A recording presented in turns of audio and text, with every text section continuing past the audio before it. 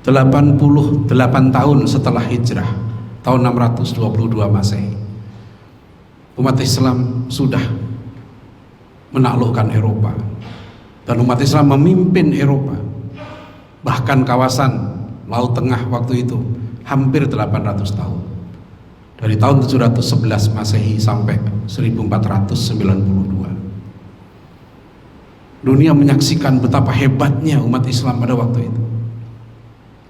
Umat Islam menjadi umat yang ditakuti, umat yang disegani, sampai datang satu peristiwa yang sangat tragis yang kemudian kita mengenal dengan sejarah Perang Salib. Tahun 1099 Masehi, pasukan Eropa masuk kota Yerusalem, membantai hampir seluruh penduduknya. Ribuan kaum muslimin dan orang-orang Yahudi disembelih di dalam Masjid Al-Aqsa. Sampai dalam catatan pasukan salib itu, mereka mengatakan ada genangan darah setinggi mata kaki di dalam Masjid Al-Aqsa. Ketika itu umat Islam merupakan umat yang paling kaya, umat yang paling maju sains dan teknologinya. 600 tahun umat Islam lebih maju daripada Eropa di zaman itu. Ilmuwan-ilmuwan muslim sudah melakukan berbagai penemuan penting dalam sains dan teknologi. Ada kekhalifahan Abbasiyah, syariat Islam berlaku ketika itu. Sistem sepenuhnya sistem Islam.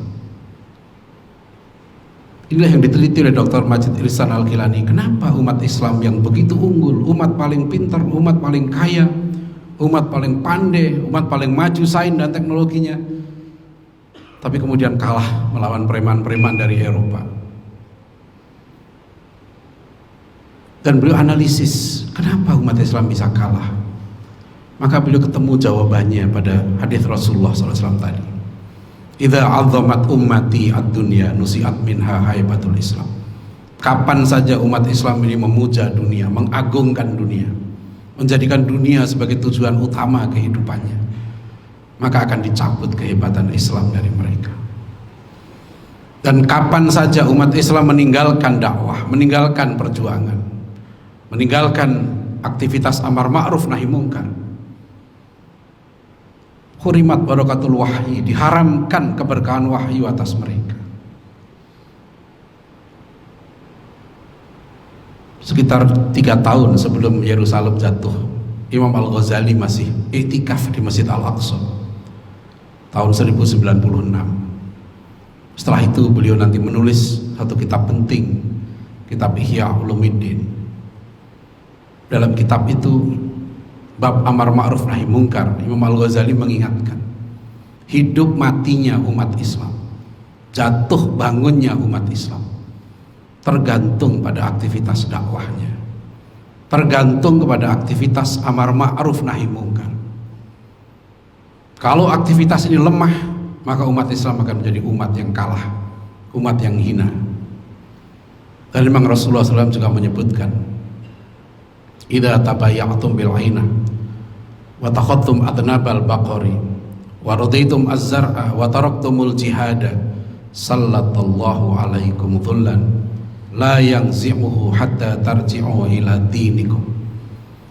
Jika kalian sudah sibuk, kata Rasulullah, dengan urusan dunia, urusan pertanian, peternakan, wa taraktumul jihad, dan kalian tinggalkan jihad, sallallahu alaikum dhullan, maka kalian akan ditimpa kehinaan, kata Rasulullah.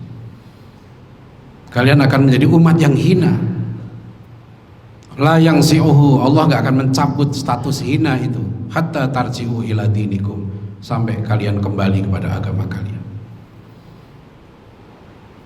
Masyaallah muslimin rahimakumullah. Yang ketiga, Rasulullah mengingatkan pada kita semua, idza tasabat ummati saqatat fi ainillah. Jika umatku sudah saling caci maki satu sama lain, saling melecehkan satu dengan yang lain, saling menghina satu dengan yang lain, saqatat fi ainillah, jatuh martabat mereka di hadapan Allah. Dr. Ihsan Al-Gilani menganalisis dalam bukunya satu fakta ironis sekali. Ketika itu pasukan salib sudah siap menerkam umat Islam, mereka sudah mengintai kelemahan-kelemahan umat Islam. Tapi umat Islam sibuk berdebat soal mazhab. Fanatisme mazhab waktu itu luar biasa. Sampai di kampus Nizamiyah, kampusnya Imam Al-Ghazali, terjadi perbedaan mazhab. Yang paling parah waktu itu, tajam adalah perbedaan antara mazhab Asy'ari dan mazhab Hambali. Sampai bunuh-bunuhan, berantem dalam masjid.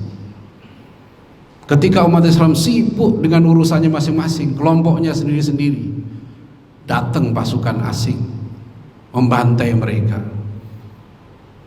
Ketika membunuh umat Islam, mereka tidak tanya kamu mazhabnya apa, kamu partai apa, kamu golongan mana, tidak ada. Semua asal muslim dibunuh.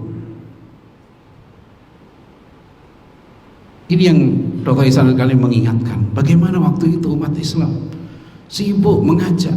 Khalifah tidak peduli, datang kaum muslimin dari Yerusalem ke Baghdad membawa bukti-bukti pembantaian umat Islam. Digambarkan dalam buku ini, Khalifah sibuk dengan burung merpatinya si Balqa. Ketika masyarakat diajak berjihad oleh para ulama, mereka sudah terjangkit penyakit hubbud dunia. Mereka tidak peduli dengan urusan umat. Mereka sibuk dengan urusan masing-masing. Ini yang terjadi, ma'asyiral muslimin rahimakumullah. Dan akhirnya waktu itu para ulama, diantaranya adalah seorang murid Imam Al-Ghazali namanya Syekh Ali As-Sulami, menulis sebuah kitab berjudul Kitabul Jihad, merumuskan strategi bagaimana membebaskan kaum muslimin dari cengkeraman pasukan salib yang akhirnya bertahan penjajahan itu selama 88 tahun. Baru disitulah nanti lahir satu generasi yang disebut sebagai Jilu Salahuddin, generasi Salahuddin. Dari mana lahir? Waktu itu umat Islam bukan menunggu datangnya seorang pemimpin. Dr. Ihsan Al-Ghazali mengingatkan, biasanya umat Islam kalau terpuruk dia menunggu-nunggu datangnya pemimpin. Para ulama kita dulu tidak begitu. Kebangkitan umat Islam bukan menunggu datangnya tokoh, ratu adil, superhero yang akan membebaskan semua masalah umat, tidak. Mereka mendidik satu generasi baru. Mereka lah yang dididik waktu itu di madrasah-madrasah, di pondok-pondok pesantren, persis seperti lahirnya generasi 1945, generasi Kiai Hasyim Asy'ari, generasi Kiai Ahmad Dahlan, generasi Hamka, generasi Muhammad Nasir, ya, generasi Ki Bagus Hadikusuma, ketua Muhammadiyah waktu itu. Mereka semua lahir dari madrasah-madrasah, dari pondok-pondok pesantren yang melahirkan para mujahid, melahirkan para pejuang. Bukan seorang Salahuddin yang lahir ketika itu, tapi satu generasi Salahuddin lahir dari model pendidikan yang telah dirumuskan oleh Umar bin Khattab radhiyallahu anhu. Ta'addabu tsumma ta'allam, model pendidikan yang selalu nanti berulang kali melahirkan generasi yang hebat, generasi sahabat Nabi, generasi Salahuddin, generasi Muhammad Al-Fatih. Di negeri kita lahir generasi 1945 yang berhasil memproklamasikan dan mempertahankan kemerdekaan kita. Bukan ringan, ma'asyiral muslimin rahimakumullah. Yang menjajah negeri kita ini bukan sembarangan. Yang menjajah negeri kita ini adalah kekuatan terbaik di dunia waktu itu. Yang datang ke Surabaya 10 November itu adalah pemenang Perang Dunia Kedua, pasukan terbaik di dunia. Jumlahnya berkali-kali lipat dari pasukan TNI kita. Tapi lihat bagaimana dulu kaum muslimin siap menghadapi semua tantangan. Dalam sejarah senantiasa kita diingatkan, Rasulullah sudah sering menyampaikan dalam beberapa hadis, jika umat itu, kata Rasulullah, sudah terkena penyakit al-wahn, hubbud dunya wa karahiyatul maut, maka mereka akan seperti buih.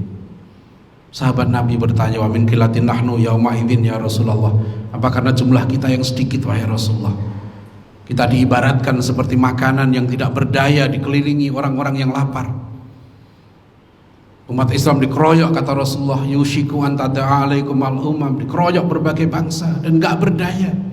Sahabat Nabi heran, apa karena jumlah kita yang sedikit wahai Rasulullah? Qala bal antum katsirun, tidak, jumlah kamu waktu itu banyak. Walakinnakum ghutha'un ka ghutha'is sayl, kamu banyak tapi kamu buih. Wala yanzi'anna min suduri aduwikum al-mahabbata minkum. Musuh-musuh kamu nggak ada takut sama sekali terhadap kalian, dan tertanam dalam diri kalian penyakit namanya al-wahn. Wala yakzifanna fi qulubikum al-wahn.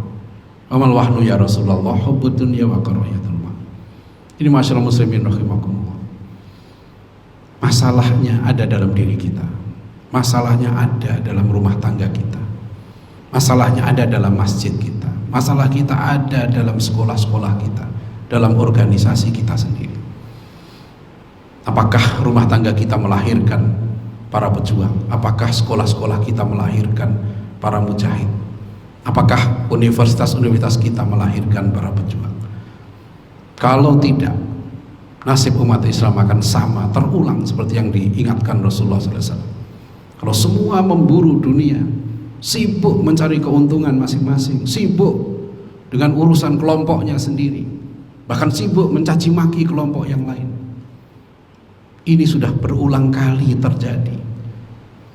Abad ke-13 kembali terjadi di Baghdad. Kaum muslimin yang paling hebat di dunia waktu itu bisa dihancurkan oleh kelompok yang paling biadab, bangsa Mongol. Kenapa bangsa yang paling biadab bisa mengalahkan umat Islam yang paling hebat sains dan teknologinya, umat yang paling kaya? Penyakitnya sama. Penyakit meninggalkan jihad, meninggalkan dakwah, penyakit hubud dunia, penyakit berpecah belah. Sama masyaallah muslimin rahimakumullah. Sekarang mudah-mudahan kita semua melakukan introspeksi diri kita, keluarga kita, karena amanah nanti di akhirat yang akan ditanya adalah qu anfusakum wa ahlikum naro, jaga dirimu dan keluargamu dari api neraka. Sekarang rumah tangga kita mudah-mudahan nanti melahirkan anak-anak yang soleh, anak-anak yang menjadi pelanjut perjuangan para ulama kita, pelanjut perjuangan para nabi, pelanjut perjuangan para syuhada. Begitu juga mudah-mudahan masjid-masjid kita, pesantren kita, sekolah kita, kampus kita melahirkan manusia-manusia yang zuhud, manusia yang cinta Allah dan Rasulnya, manusia-manusia yang selalu yujahiduna fi sabilillah wala yakhafuna laumata laim, tidak takut pada celaan orang-orang yang suka mencela. Demikian mudah-mudahan khutbah yang singkat ini bermanfaat untuk perbaikan kita ke depan. Insya Allah negeri kita negeri yang diberkahi oleh Allah. Negeri ini dulunya 100% bukan muslim. Dengan pertolongan Allah, dengan kegigihan para dai kita, negeri ini berubah masyaallah muslimin rahimakumullah, menjadi negeri yang sekarang menjadi negeri muslim yang terbesar di dunia. Ini amanah Allah, ini anugerah dari Allah.